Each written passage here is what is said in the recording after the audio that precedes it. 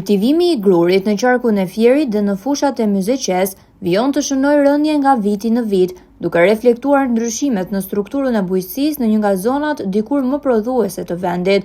Sipas të dhënave, në vitin 2025 sipërfaqja e mbjellë me grur ishte 8.954 hektar, ndërsa në vitin 2026 ka zbritur në 7.127 hektar, një tkurrje ndjeshme prej rreth 1.800 hektarësh.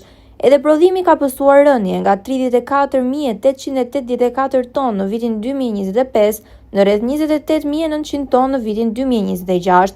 Megjithatë, vjet re një rritje e lehtë e rendimentit për hektar nga 39 kuintal për hektar në vitin 2025 në mbi 40.5 kuintal hektar në vitin 2026, çka tregon për përmirësim të teknikave të kultivimit apo përdorimit të inputeve bujqësore.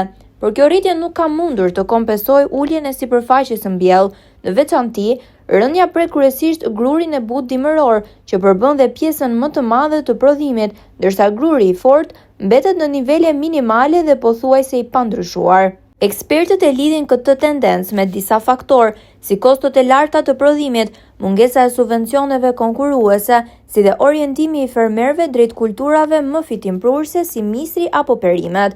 Dikur Myzeqeja konsideroi hambari i Shqipërisë, duke furnizuar një pjesë të madhe të vendit me drithra.